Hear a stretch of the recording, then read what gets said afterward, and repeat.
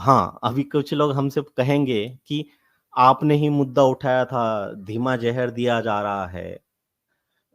फिर बापूजी ने भी अभी लाइव में कहा कि जहर की गोली दी जाती है, सब बकवासबाजी है।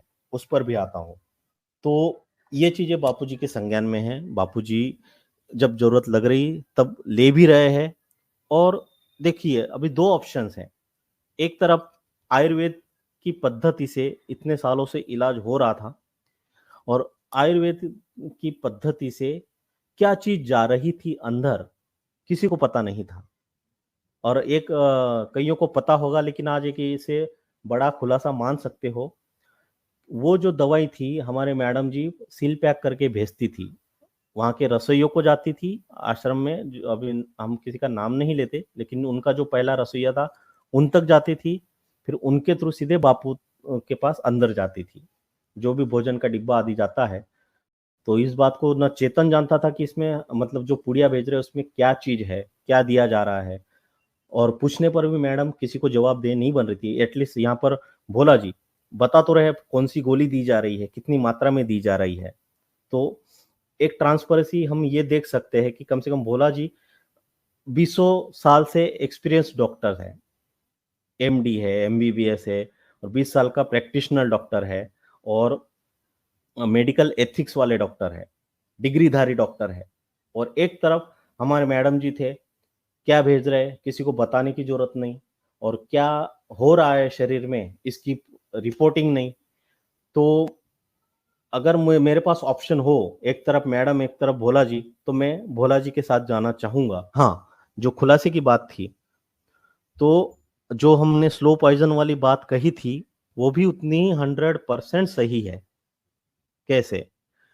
जो दवाई मैडम जी भेजती थी, जो चूर्ण भेजते थे, जो भी भेजते थे, वो सीधे बापूजी के पास जाता था सील पैक होकर। तो भोला जी ने जब वो रिपोर्ट निकाली, तो उनमें हेवी मेटल्स पाए गए और कुछ जहरीले तत्व पाए गए। तो भोला जी को अपनी दवाइयों पर कॉन्फिडेंस था कि मेरी ट्रीटमेंट चल नहीं रही है, और जितनी चल रही है उनसे तो ये चीजें हो नहीं सकती है। तो मैडम जी ऐसा क्या चीज भेज रहे हैं कि जिससे रिपोर्ट में इतने घातक तत्व पाए जा रहे हैं।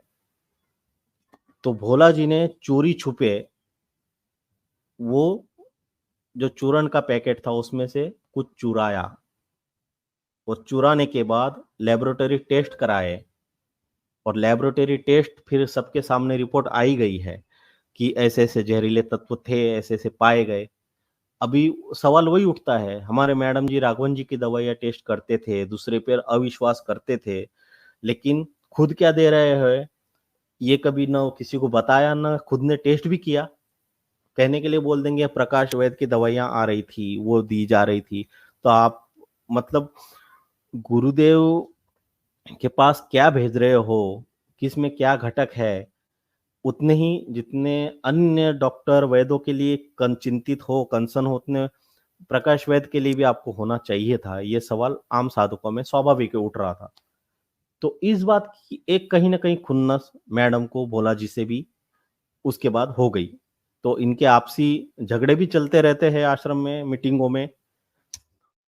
और इसके साथ फिर भोला जी को ये भी मैंने कहा कि भाई, भाई नहीं भोला जी, कि देखिए अभी जो भी रिपोर्ट आती है, जो भी बातें होती है, आप मुझे समझाओगे मेडिकल टर्म्स के तो मैं समझूंगा नहीं। एटलीस्ट कम से कम मेडिकल टीम बनी है, या आश्रम के जो जिम्मेदार साधक है, संचालक से आप नियमित मीटिंगों में उनको तो बता सकते हो ना, बताना चाहिए। तो उस चीज को उन्होंने उन्होंने जो जवाब दिया वो मैं आपसे कह रहा हूँ कि इस चीज की बिल्कुल देना चाहिए, बिल्कुल होना चाहिए, और ये कंटिन्यूस हो भी रहा था। लेकिन ये जब मैडम जी के जहरीले घटक वाली मैंने रिपोर्ट निकलवाई, और ये भी मैंने 4 महीने बाद, जब मेरे सिर से पानी जाने लगा ऊपर, मैडम जी मुझे किसी तरह से हटाने के लिए और फिर झगड़ा आदि करते कंट्रोल से बातें जाने लगी, तब उजागर की। तो 4 महीने बाद इन मीटिंगों में मैंने ये बातें रखी, बापूजी को भी बताया, तो बापूजी भी प्रसन्न हुए और शाबाशी दी कि अच्छा किया तुमने। तो ये चीज खुलासा हुआ। तो जब ये चीज़ें हम कॉन्फिडेंशियली 4 लोगों में, 4 डॉक्टरों में, मीटिंगों के, आश्रमों के 4 संचालकों में अगर बातें हो रही है, तो कॉन्फिडेंशियल रहनी चाहिए। आपके चैनलों पे, दूसरे चैनलों पे रिपोर्टें फैल रही है, वायरल हो रहे हैं, तो फिर बापू ने भी कह दिया, भाई अगर ऐसा है तो तुम किसी को मत बताओ। तो इसलिए भी इन चीज़ों का ध्यान रखना हमारा कर्तव्य है। कुछ चीज़ें कॉन्फिडेंशियल रहनी चाहिए, तो रहनी ही चाहिए। ये बात अभी क्लियर करता हूँ कि गोली वाली बात, कि क्या फिर ये गुरुजी के वचन थे कि कोई ज़हरी गोली दी जा रही है, ये सरासर बकवास है। तो गुरुजी के वचन यहाँ झूठे भी नहीं हैं। कैसे? क्योंकि वो कोई ज़हर वाली गोली नहीं है, स्टेरॉइड मतलब। क्यों जहर जहर होता तो वो अंदर शरीर में ही बन रहा, जहर हाँ, जहर तो शरीर में थोड़ी बनता फिर।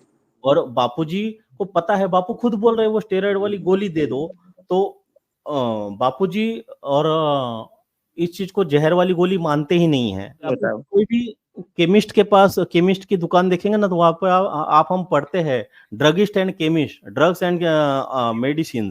तो ड्रग्स मतलब कोई औषधि में आता है कुछ चीजें, तो भी वो मेडिकल पर मिल रही है। ऐसे ही आयुर्वेद में भी है, उसमें हम उसे नशा या फिर अलग नाम दे देते हैं, लेकिन जो शरीर के लिए जरूरी है तो वो वेदाचार्य डिसाइड करते हैं।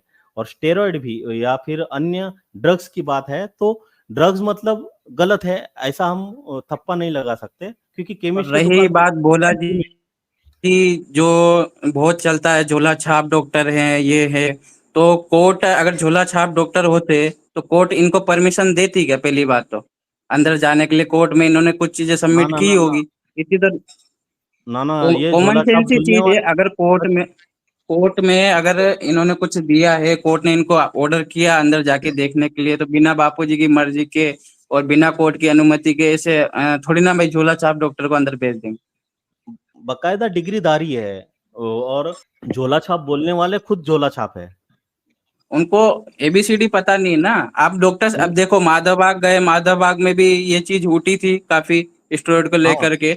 आपने भी तो कहा वहां था ये। भी कन्वेंस लोगों हुआ ही ना, कन्वेंस जो डॉक्टर्स डॉक्टर्स की भाषा समझते हैं वो लोग कन्वेंस हुए कि नहीं हुए? बिल्कुल हुए।